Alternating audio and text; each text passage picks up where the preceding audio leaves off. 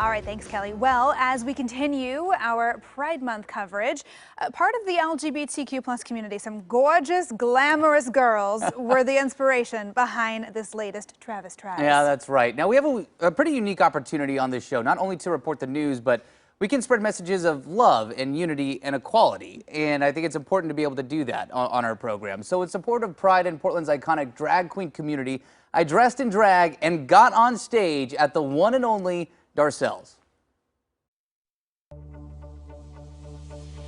I set this story up a couple of weeks ago.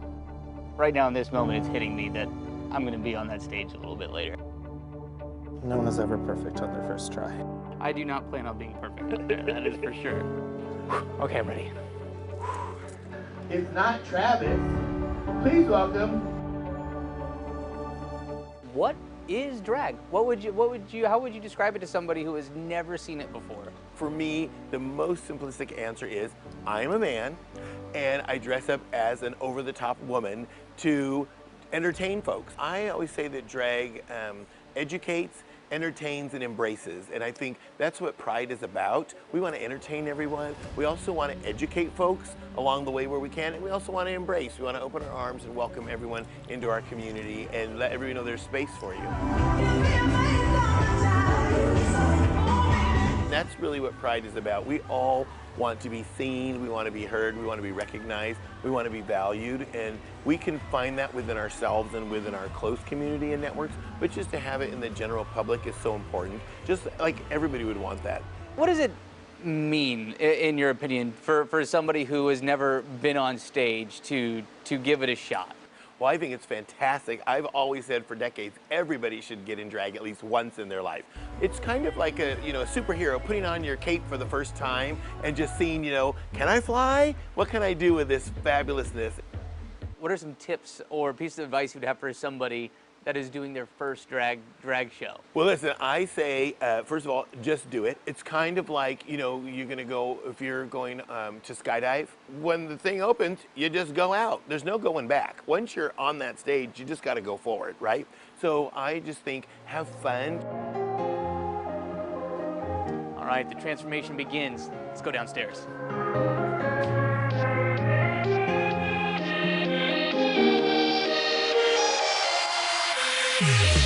So just have a seat. All right.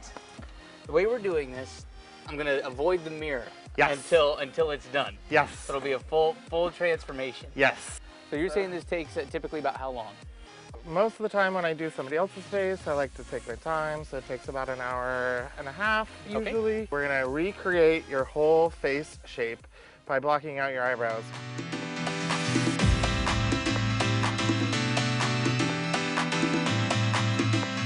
I can see why it takes an hour. There's so much detail. Yeah. It's like there are 37 products to create one symmetrical face.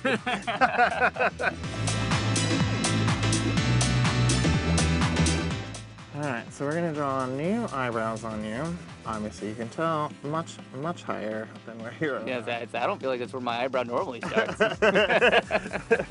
Have you ever had like this kind of makeup on before? No, not at all. No, not at all. I do put makeup on every day for work, but Sure. it's like a quick powder and I'm done. I can already tell that people who are not at least familiar with drag, or maybe they've never been to a drag show, I mean, let alone do drag, there's no way they understand how much work you put into it before going up on that stage. Yeah. I mean, I'm learning that right now, and I'm not even the one doing my own makeup. And it's pretty incredible how much you put into it before you go and perform. Yeah. I'm just curious, I asked Poison this same question, but what does Pride Month mean to you, and how do you associate that with Darcel and the role that Darcel plays into Pride Month? So for me, Pride Month is all about just celebrating who you authentically are. And I think a large part of that is because I just wasn't able to live my life the way that I wanted to. And so now that I'm an adult and that I get to celebrate Pride and be a part of it, I get to just live my life authentically.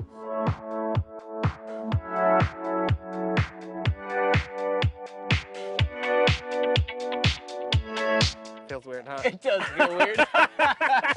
It's like I'm I say it, it feels so weird. No, it feels heavy. It Like does. you're like, it feels you're like, how come it's so much heavier than my other eyelid? yes, All right. yes. We are lashed up now. We're ready. God, you don't even look close to being the same. The glitter time, is that what that was for? It's already everywhere. There's no way the glitter doesn't come home with me, for sure. So I'm still not supposed to look at myself. No? Okay. Come on. We're not looking. We're still not looking.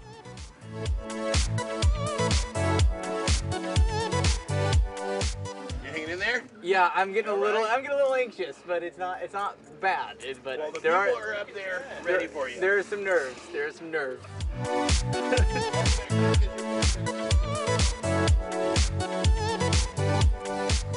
Okay. Oh my God. What do you think? I'm impressed. All right. I'm impressed. Ready? All right, so this is the big reveal. Yes. All right. My heart's pumping. I'm know, not I gonna know. lie. Okay. Wow. You did an awesome job. Thank you. Can I give you a hug? Yes, of course. Thank you for all the work you did to make Thank this you. happen.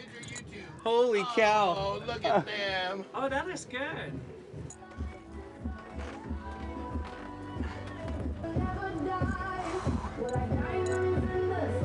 All right. What do you think? Just breathe. I am Relax nervous. it. You got this. I am anxious. You got this. Thank you. No, you look great. You All look right, great. Thank you. You look great. My #1 goal is to not fall right now. Yeah. You haven't walked in field before? I have not. No, never. First time for everything. Yep, a lot of first times today. I'm still gonna just hold on to you. You are my rock in more ways than one right now. I got you, baby. And this is the moment you've all been waiting for. Here it comes. It's not Travis. Please welcome Coin Sex.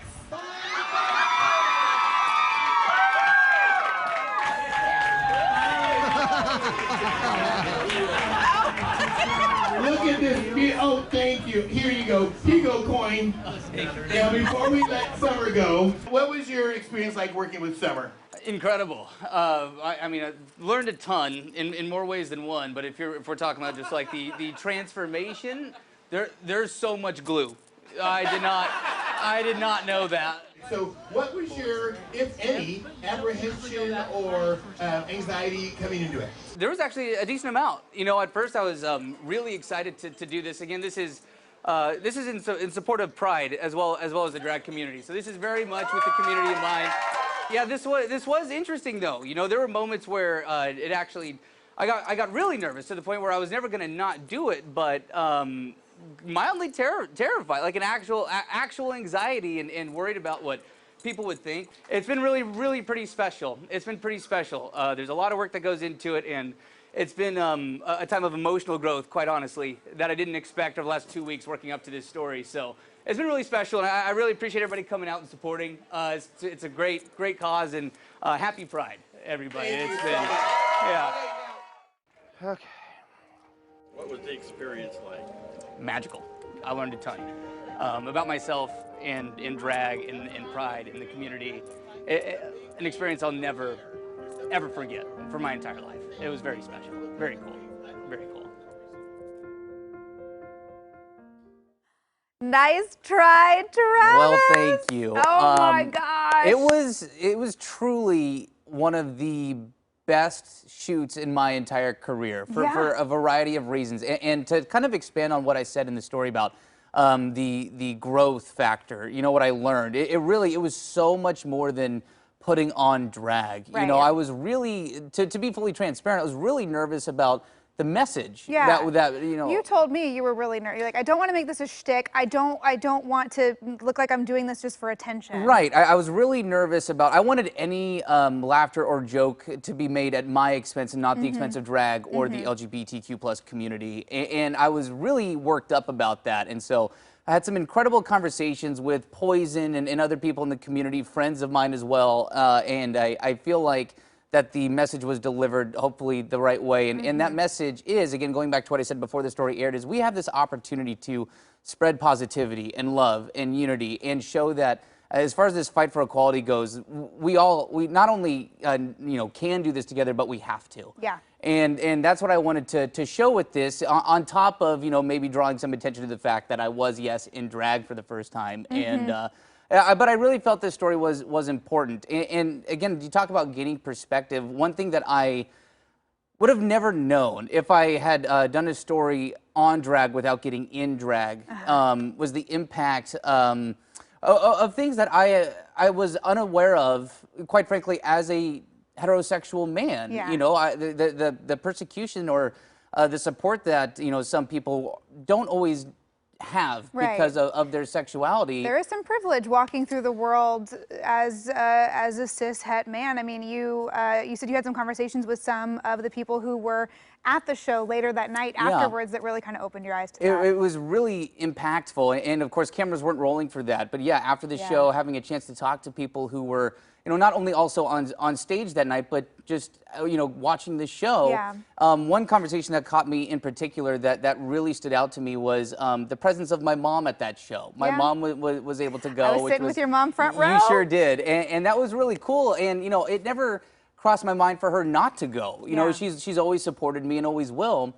And the conversation I had after the show was from.